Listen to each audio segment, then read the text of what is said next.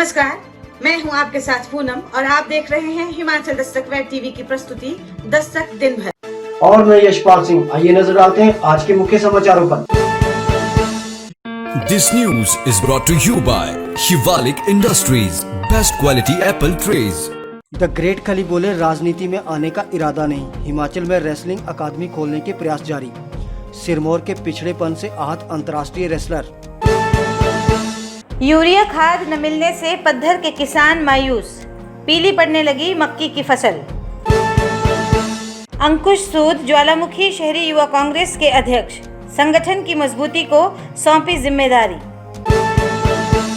CM Covid fund में जोगिंदरनगर के अध्यापकों ने दिया 1 लाख का अंशदान, विधायक प्रकाश राणा को सौंपा चेक। ऊना भाजपा ने बनाए 5 मंडलों के प्रभारी, यशपाल कुटलहर, बलबीर बग्गा हरोली का काम देखेंगे। मंदिरों को भी भक्तों के लिए खोले सरकार, बैजनाथ में कई संस्थाओं ने प्रदर्शन कर बुलंद की आवाज। मुख्यमंत्री जयराम ठाकुर 21 जुलाई को करेंगे Dattanagar sports hostel car parking का उद्घाटन। हिमाचल दस्तक ने प्रमुखता से उठाया था मुद्दा।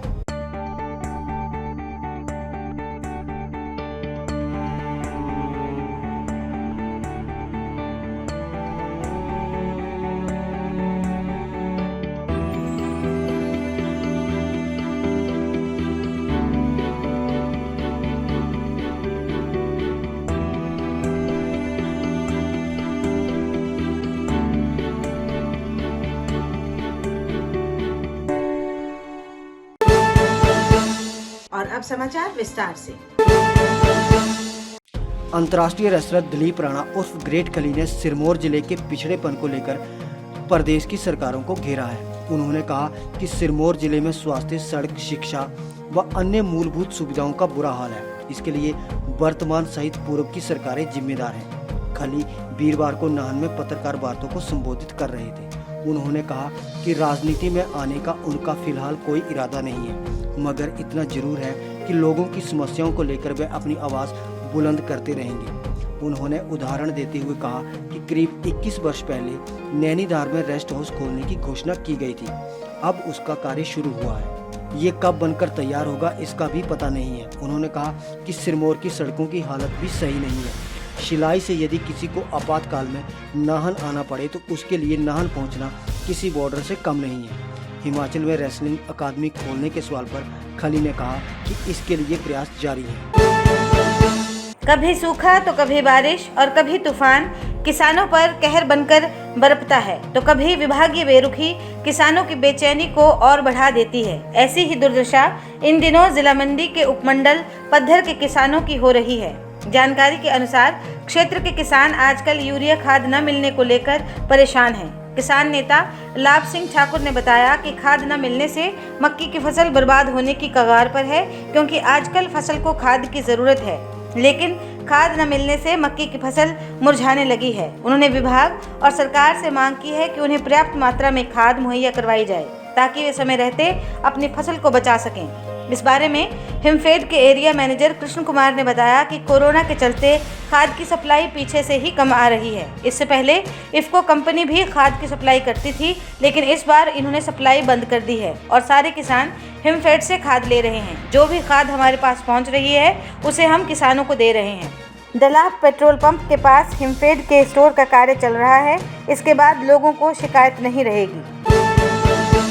हिमाचल युवा कांग्रेस ने संगठन को मजबूत करने के लिए नई नियुक्तियां करने का सिलसिला शुरू कर दिया है। इसी के तहत अंकुश सूद को ज्वालामुखी शहर का शहरी युवा कांग्रेस का अध्यक्ष नियुक्त किया गया है। ये जानकारी ज्वालामुखी ब्लॉक युवा कांग्रेस अध्यक्ष नीरज शर्मा ने दी।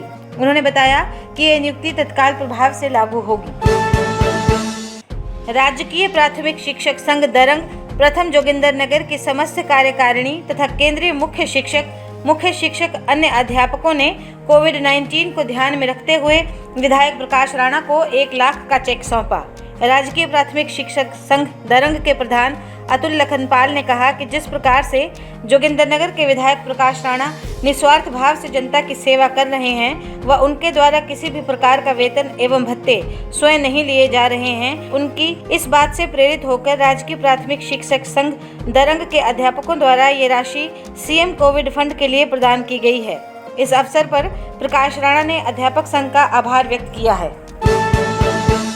जिला ऊना में भारतीय जनता पार्टी के संगठन को मंडल स्तर पर सक्रिय रखने के लिए जिला ऊना भारतीय जनता पार्टी ने 5 मंडलों के प्रभारियों की घोषणा कर दी है।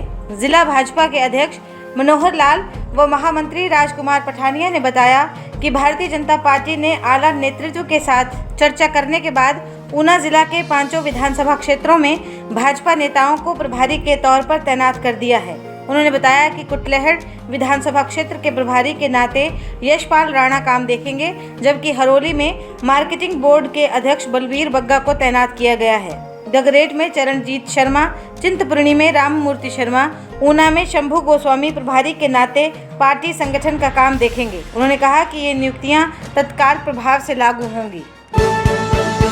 हिमाचल प्रदेश में मंदिरों के कपाट खोलने के लिए वीरवार को शिव मंदिर बैजनाथ के गेट के बाहर स्वाभिमान पार्टी, ब्राह्मण कल्याण सभा, हिमाचल एकता मंच, हिमाचल जन अधिकार मंच के कार्यकर्ताओं ने प्रदर्शन करके प्रदेश के मंदिरों को खोलने तथा सार्वजनिक दर्शन पूजन की स्थिति बहाल करने की मांग की है। स्वाभिमान पार्टी के राष्ट्रीय उपाध्यक्ष बलदेव राज सूद ने कहा कि सारे देश में अनलॉकिंग प्रक्रिया शुरू है। जनता कोरोना वायरस से लड़ने की अभ्यस्त हो चुकी है। लोग आत्म सुरक्षा के लिए सामाजिक दूरी, मास्क का प्रयोग करते हुए बाहर आ जा रहे हैं, परंतु केंद्र व राज्य सरकारों द्वारा मंदिरों के गेट न खोलना दुर्भाग्यपूर्ण एवं निंदनीय है। उन्होंने कहा कि सरकार जनता के देव दर्शन तथा पूजन के मौलिक अधिकार पर कुठाराघात कर रही है। उन्होंने कहा कि श्रावण मास शुरू है।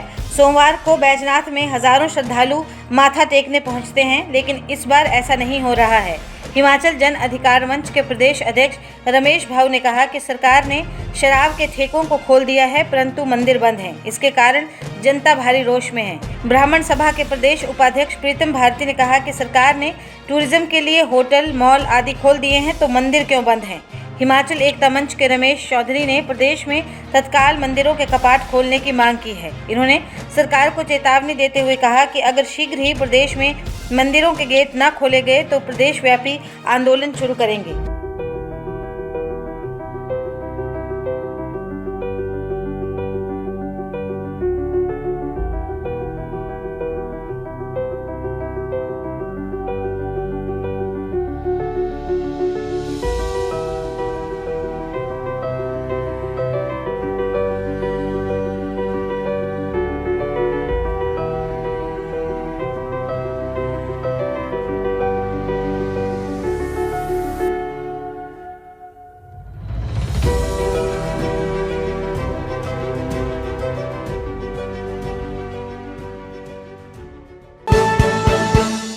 हिमाचल दस्तक वेब टीवी की खबर का एक बार फिर बड़ा असर हुआ है। वेब टीवी पर खबर चलने के बाद सरकार ने दत्तनगर स्पोर्ट्स हॉस्टल का उद्घाटन करने का शेड्यूल जारी कर दिया है। जानकारी के अनुसार मुख्यमंत्री जयराम ठाकुर 21 जुलाई को रामपुर की कार पार्किंग और दत्तनगर में बने स्पोर्ट्स हॉस्टल का वीडियो कॉन्फ्रेंसिंग के माध्यम से उद्घाटन करेंगे।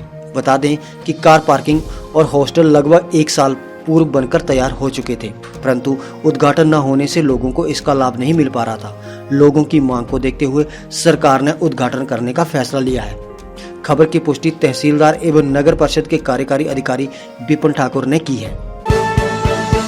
आज के लिए बस इतना ही। घर पर रहें, सुरक्षित रहें और देखते रहें आपका अपना वेब टीवी हिमाचल दस्तक, दिल से दिमाग तक। शुभ रात्रि।